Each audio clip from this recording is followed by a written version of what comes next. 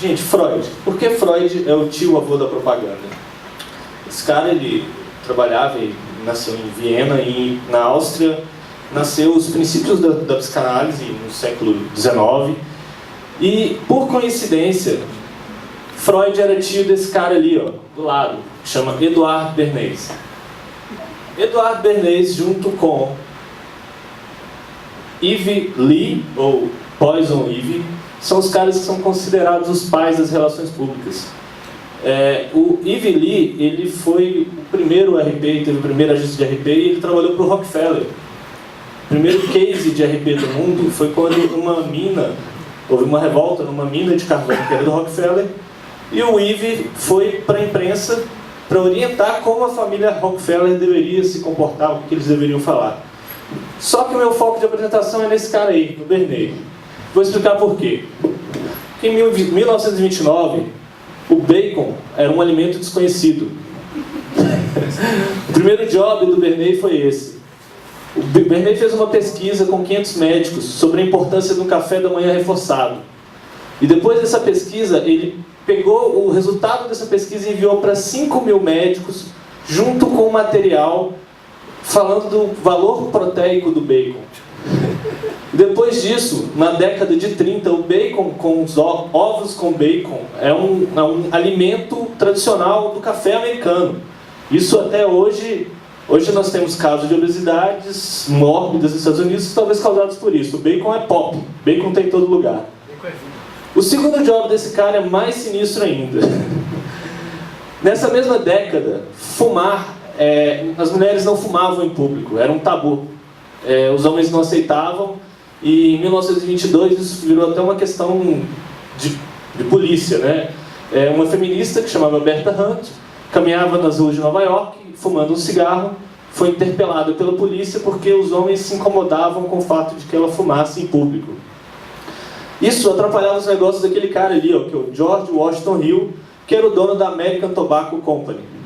Esse cara fez um desafio para o Bernays.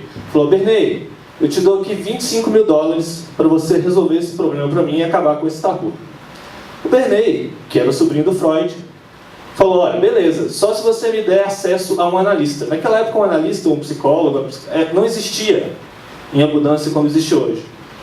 E esse cara conversou com um em Nova York, um dos melhores, e ele fez aquela relação que hoje pra gente é óbvia, que o cigarro tem um aspecto fálico e existe uma relação de poder, um sentimento de poder. E isso, nesse gancho, ele percebeu o quê? Que o movimento feminista buscava esse tipo de relação, de mostrar igualdade com os homens e de mostrar poder. Aproveitando esse gancho, o que o Bernays fez? O Bernays contratou 5 mulheres, uma delas era Berta, entregou 5 cigarros Lucky Strike, e essas mulheres desfilaram na maior passeata de Nova York, que é a Easter Parade, que acontece todos os meses em março. Quando as mulheres passaram na frente do comitê de imprensa, elas acenderam um cigarro. E no outro dia, no New York Times, estava lá estampado na home: um grupo de garotas fuma cigarros. Esse foi o primeiro press release. Ele desenhou toda a história. Ele convidou os jornalistas, ele fez o fato acontecer, os fotógrafos estavam no momento certo. E no dia seguinte, não só o New York Times, mas todos os jornais receberam esse ato como uma demonstração de poder das mulheres. Ele usou isso para quê? Para ser possível para a indústria do cigarro, durante os próximos séculos, praticamente, os próximos 100 anos, a indústria do cigarro focou seus esforços de propaganda para as mulheres. Era esse o comportamento aceitável, era isso que eles queriam que acontecesse. Até hoje essa indústria anuncia agressivamente com foco nas mulheres. E, como consequência, 50% das notícias que você lê nos jornais hoje são originadas de releases de profissionais de relações públicas.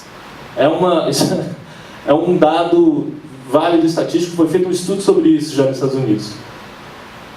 Esse cara, o Bernays, ele foi tão genial, ele escreveu um livro, um manifesto, que chama Propaganda, que até hoje ainda é um material utilizado em RT, em que ele fala o seguinte: se a gente entender o mecanismo e os motivos do pensamento em grupo, é possível controlar e regimentar as massas de acordo com os nossos desejos, sem que elas saibam disso.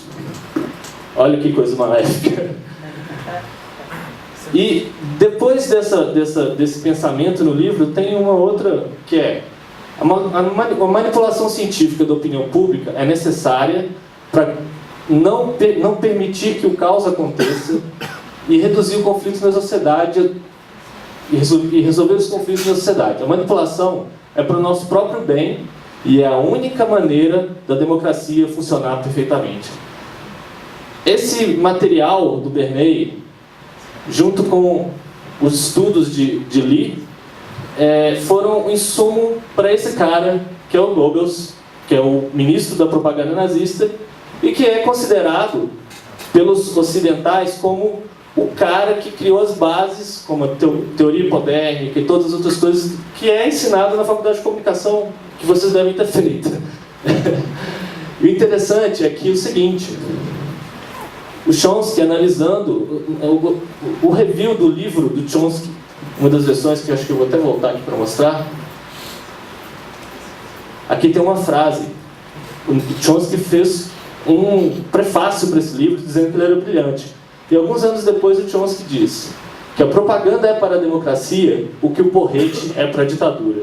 Essa frase é bastante interessante.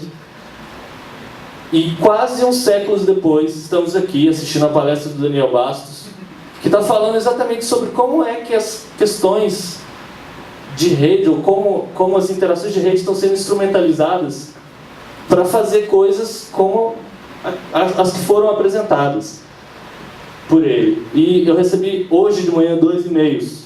Nesses 2 e-mails eu percebi isso. Primeiro é o seguinte, é uma propaganda de um curso, e falando, olha, qual que é o papel de social media no marketing e nas relações públicas? Essa é a primeira chamada de venda. E o outro é, como as empresas podem aproveitar o poder das mídias sociais para atrair clientes, motivar os funcionários e aumentar a receita. Então, a história lá do início do século, de uma tecnologia de comunicação sendo utilizada de uma maneira pouco ética, eu acho que está se repetindo hoje. E a questão é, dá para usar social media como mídia de massa? A gente percebe que, assim, não. Pelo menos por alguns dos exemplos que você mostrou, e a gente percebe que talvez não seja viável financeiramente da maneira como nós medíamos anteriormente. Claro que você não vai ter ROI. Não existe isso para a social media. Mas você não pode fazer da maneira como era feito o RT há 70, 80, 100 anos atrás, porque você vai acabar descoberto, né? A sua intenção vai ser descoberta. Então, é isso, gente.